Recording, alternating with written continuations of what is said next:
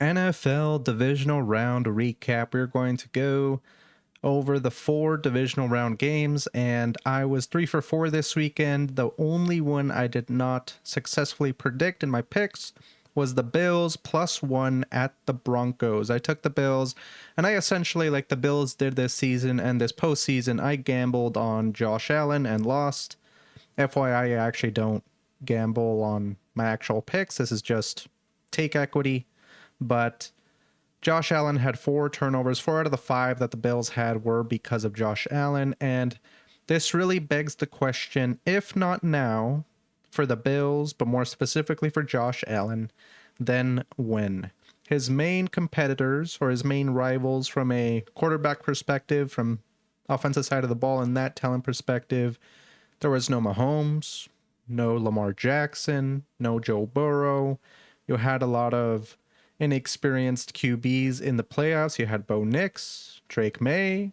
The only kind of experienced quarterback really that was in there for the AFC was Trevor Lawrence, but the Bills got through with the Jags. So that is why I chose the Bills. I thought they had a better chance at the Broncos, but those turnovers were absolutely deadly. It did come down to overtime, but regardless, the Broncos were just the better team at the end, and Bo Nix actually had a pretty good game. Um, and the big story out of this, obviously, is all the negative story around Josh Allen.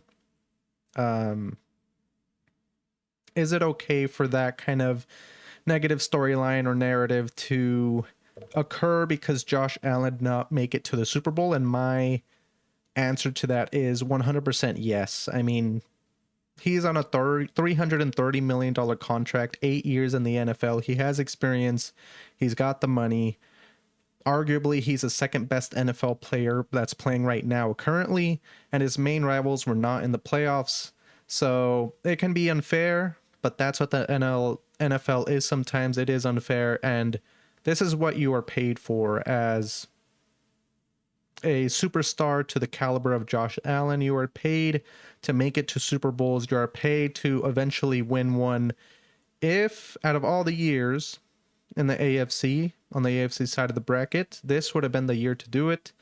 That is not to say that he's not going to do it in the future, but it's just going to be more difficult than it was this season. I mean, Josh Allen's contract isn't going to get smaller now, is it?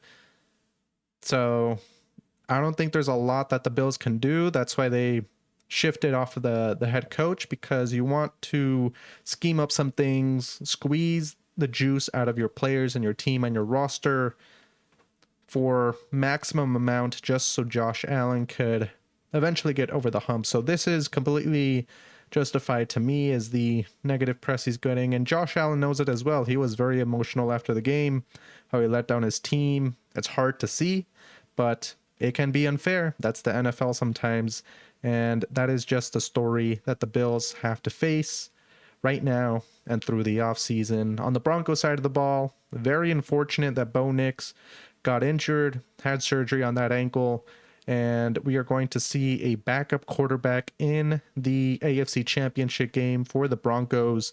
It's going to be very interesting. It is a bit heartbreaking for Bo Nix. It's including myself, I don't want to say underestimate, but I don't think he is as in that elite tier of quarterbacks. So it would have been nice to see if he does make a Super Bowl, or he did have the capacity to make a Super Bowl and eventually win. But with that injury, it kind of skews that kind of trajectory, if I could talk, but hard to see. But we'll see what the Broncos are able to do in the championship game.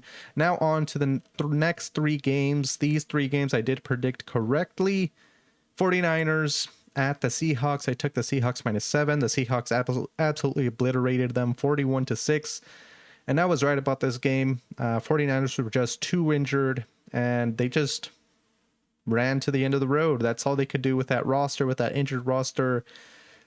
It is still very impressive what the 49ers were able to do this season. I mean, if we step back for a second and look at what they were able to do in the regular season with the injuries that they had, not only at quarterback, even Mac Jones had to step in and get some wins for the 49ers at points, but all the way up to the last game of the regular season, they were battling for that number 1 seed in the NFC, and they made it to the divisional round of the playoffs. That is absolutely incredible with the absolutely battered roster that they have, and it's absolutely impressive.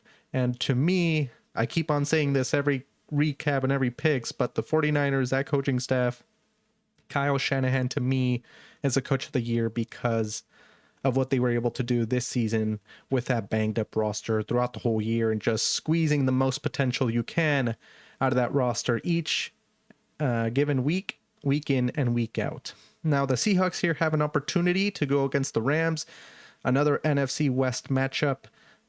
It should be very entertaining, that NFC championship game, and we'll see what they're able to do against the Rams. Sam Darnold looked okay. We didn't have to rely on him too much just because of how much the Seahawks are battering the 49ers, so we don't know how healthy he still is, really.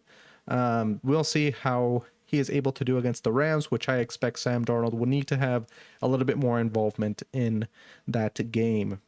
Next game, Texans at the Patriots. I chose the Patriots -3. And the reason for choosing the Patriots here was exactly what happened in that game.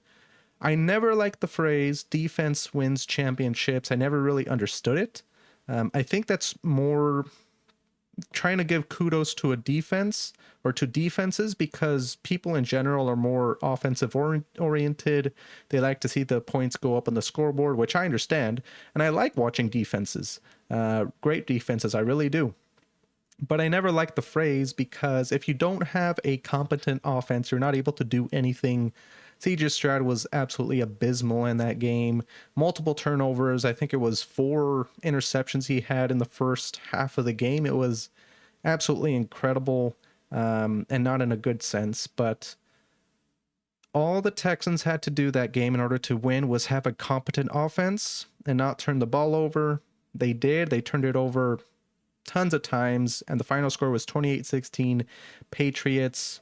If they had a competent offense, it could have gone the Texans' way actually quite easily, because of the way the Patriots offensively were struggling at times as well. They were giving away a lot of balls, they were fumbling, and that's kudos to the Texans defense as well, but Patriots had a lot to clean up. Patriots are still young.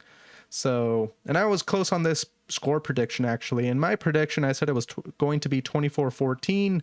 There were some comments there that seemed pretty high for a score to put up against a Texans team, but I don't know. I saw that offense play against the Steelers, and I was not impressed. The actual score was 28-16, so I was pretty close on that. So what's next for the Texans? Will CJ Stroud get an extension? Probably not, and they probably should not give him one. The benefit that the Texans do have is that their division isn't necessarily too strong. They did have the Colts, which they needed to worry for about the first half of the season, and they have, of course, the Jaguars, which look really, really good and are on a positive trajectory heading into next season. But still, they can still beat the Colts with the defense that the Texans have. They just have to keep that defense together, not have massive holes on that side. And if you swap out some competent QB play, then those should be okay heading into next season as well. And the Patriots are going to go against the Broncos in the AFC Championship. Let's hope that they're able to clean up some of those turnovers on the offensive side of the ball for the Patriots. Now, last game here, Rams at the Bears. Bears plus 3.5. I actually did get this pick correct, even though the Bears lost. Final score was 20-17, so that half point came in clutch, but the game was always going to be close. We kind of knew this. The Bears are always in it, and they showed it on the very last drive of the in regulation before going into OT. That throw, I still don't understand how that was a touchdown. I mean, it looked like a Hail Mary, and it was only, what, a 17-yard throw, really, when it comes to actually gain on the play. It was crazy, but the Bears turned over the ball 3 times. The Rams did not at all. And that's really the story on this is, if you're clean and process oriented, which the Rams were all season, they do not turn the ball over. They do not get penalties. I mean, they do, but not as much to the extent compared and relative to the other teams. So they are a very clean team, and they are very efficient. And if you ask yourself this, if you are running a business and are messy and unorganized, would you likely be successful or unsuccessful? Compare that to running a business and being organized, process oriented, being efficient. You would think that that business, more likely than not, would be okay in the end, regarding that you have a good roster around it. So that's the Rams, and that's why they're able to get all the way over to the NFC Championship game. Is they're just a clean, efficient team, and we will get to see them match up against the Seahawks for an NFC West battle that should be very, very entertaining. On the Bears side that Cinderella story unfortunately came to an end. It was an awesome game, cold, snowy weather. I love the weather and the elements playing into factors in these NFL games, and they had a chance to win it in the end. I do understand the decision to not go for that 2-point conversion. I thought it would have been too quick after that humongous bomb that Caleb Williams threw for that touchdown. I think they were going to be at too much of a high on that play to get a really good shot at that 2-point conversion. So I understand why going for that kick and going into overtime, and the cleaner team won here. And the Bears, they have to look back at their season and say, new head coach, quarterback that they had questions about. The talent was there, but was he going to be able to do it? It looks like that is the quarterback for their team now. So they are trending up for this offseason. The Bears are, and they're going to continue building that team. The Rams go on against the Seahawks for the NFC Championship. So let me know what you thought about these games and what you think is going to happen in these NFC or these conference championship games.